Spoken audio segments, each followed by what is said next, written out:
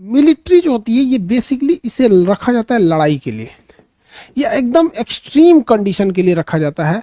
Military में आपको आपका आर्मी, एयरफोर्स, नेवी सारी चीजें आती हैं, लेकिन देखिए ये मतलब लड़ाई के लिए थल सेना, मिलिट्री में लिए आर्मर्ड फोर्स में तीनों आ जाते हैं। तो इसे हमेशा एक्सट्रीम कंडीशन के लिए रखा जाता है। मतलब ऐसा नहीं कि थोड़े मोड़े चीज में लगा दीजिएगा इनको, बहुत पावरफुल इनके पास हथियार होती है, बहुत खतरनाक ट्रेनिंग होती है मिलिट्री की। तो मिलिट्री में ही इससे एक थोड़ा सा इससे मिलिट्री से नीचे बनाया गया पारा मिलिट्री। देखिए ये मिलिट्री नहीं है, लेकिन मिलिट्री से कम भी नहीं है, आधी मिलिट्री है, इसे पारा मिलिट्री कहते हैं। आधा मिलिट्री, पैरा मिलिट्री मतलब आधा मिलिट्री है, इसे पारा मिलिट्री कहते हैं।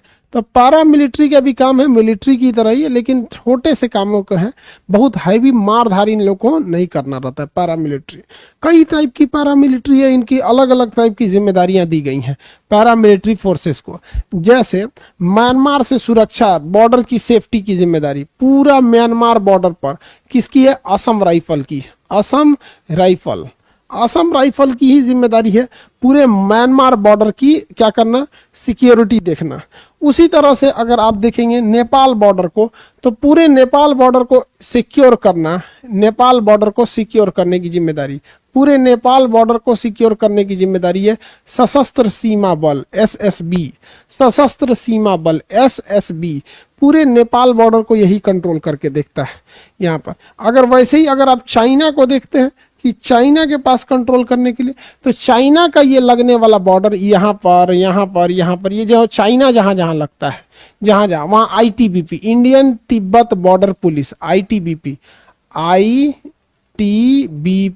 आईटीबीपी यहाँ पे भी लगेगी आईटीबीपी, और ये भी यहाँ पे भी चाइना लगता है तो यहाँ पे भी आईटीबीपी लगती है, Indian Tibet border police, Indian Tibet border police. तो देखिए ये मिलिट्री नहीं है, ये पारा मिलिट्री है। ये वहाँ पर ये देखते हैं कोई घुसपैठ तो नहीं कर रहा है। कई बार जानवरों की तस्करी होती है, क्योंकि भारत में गाय बहुत ज्यादा मात्रा में है, तो कोनो पकड़ के यहाँ पे भैंस, सांड उठा के भेज देता है बांग्लादेश में, नेपाल में, कहीं कहीं हिला देगा। तो ये तस्करी होता है, या फिर मानव तस्करी हो जाता है। देखते हैं कहीं आदमी किडनैप करके वहां भेज दिया, नकली नोट आ जाते हैं, फिर या फिर बारूद विस्फोटक आ जाते हैं, चरस, गांजा, ये जितने भी नशीली पदार्थ हैं ये सब बॉर्डर क्रॉस करके आ जाते हैं सब वहां से। तो वो सब जो हो गया ये रोकने का काम ये पारामिलिट्री का होता है। तो चाइना बॉर्डर पे आईटीबीपी, चाइना से जहां जहां बॉर्डर लगेगा आईटीबीपी, नेपाल से जहां जहां बॉर्डर लगेगा एसएसबी, भूटान से कुछ नहीं लगता है क्योंकि भूटान की सिक्योरिटी तो हम लोग खुद करते हैं, भूटान की सुरक्षा की जिम्मेदारी हम भारत वालों का खुद ही है। अब आता है बीएसएफ, बॉर्डर सिक्योरिटी फोर्स, सीमा सुरक्षा बल। पाकिस्तान यहाँ पर कौन लगता है? पूरा गुजरात से लेके पूरा ये बॉर्डर पे कौन लगेगा? बीएसएफ लगी रहती है, भयानक पूरा बीएसएफ ही है। बीएसएफ यहाँ से लेके यहाँ तक लगी रहती है, बीएसएफ लगी रहती है यहाँ पर। और यहाँ पर भी बांग्लादेश वाले पे भी क्या लगी रहेगी? बीएसएफ, क्योंकि पहले भी तो ये पूर्वी पाकिस्तान था, हम लोगों ने इसे तोड़ दिया।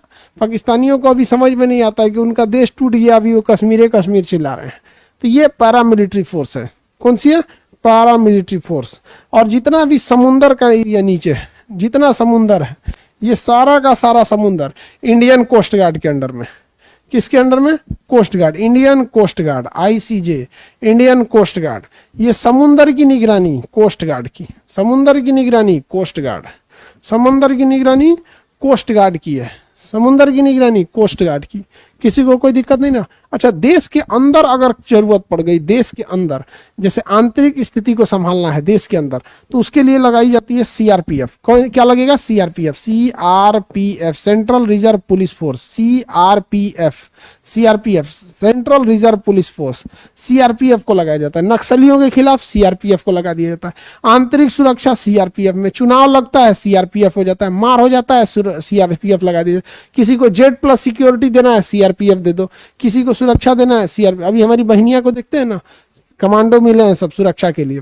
लोगों को लगता है कि हमारी बहन की सुरक्षा के लिए उनके अगल बगल में सीआरपीएफ घूमते हैं। नहीं, मेरी बहनिया इतना खतरनाक है कि वो दूसरे को नुकसान ना पहुंचा दे, अतः दूसरे की सुरक्षा के लिए उसको घेर के रखा जाता है। अरे पगली, ऐसे रहो यहाँ पे। समझ में आ गया कि नहीं आ गया? किसी को दिक्कत ना तो काट लेगी, कोनो को दांत है, जिसको दांत काटेगी ना टेटनस हो जाएगा उसको। पागल हो जाएगा, ऐसे ऐसे करने लगेगा। खतरनाक है सब। हमारी बहनिया से सबको डर लगता है, कुछ बोल देती है। आगे बढ़े, किसी को दिक्कत? आंतरिक सुरक्षा किसके हाथों में? आंतरिक सुरक्षा कंप्लीटली है सीआरपीएफ के हाथ में।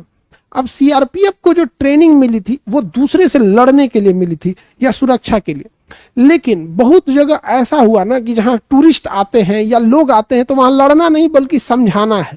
तो उसके लिए बनाया गया central industrial security force, CISF, central industrial safety force, CISF.